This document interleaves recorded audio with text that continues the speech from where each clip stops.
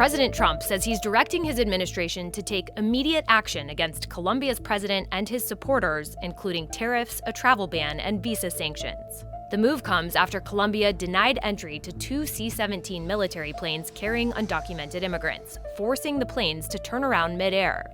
Colombian President Gustavo Petro said Sunday that the U.S. cannot treat migrants as criminals, and that Colombia would accept migrants on civilian planes. The news comes just days after the White House posted these images of migrants boarding a C-17 for deportation, with the Trump administration hailing the move as a promise kept. We're getting the bad, hard criminals out. Two flights carrying migrants landed in Guatemala City on Friday, but a planned flight to Mexico was blocked by the Mexican government last week. And Brazil's foreign ministry on Sunday called the process a degrading treatment of the Brazilians deported from the U.S. The State Department did not immediately respond to a request for comment. ICE told the Journal that it plans to use the military planes to increase deportations.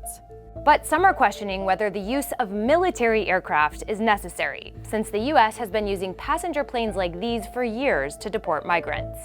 So here's what we know. The C-17 is a large Air Force plane that's typically used to transport troops and cargo, like this tank.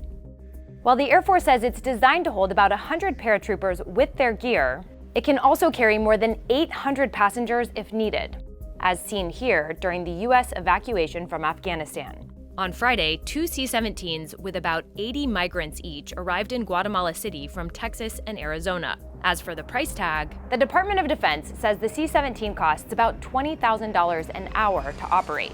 That's more than double a typical repatriation flight, which costs about $8,500 an hour, according to ICE.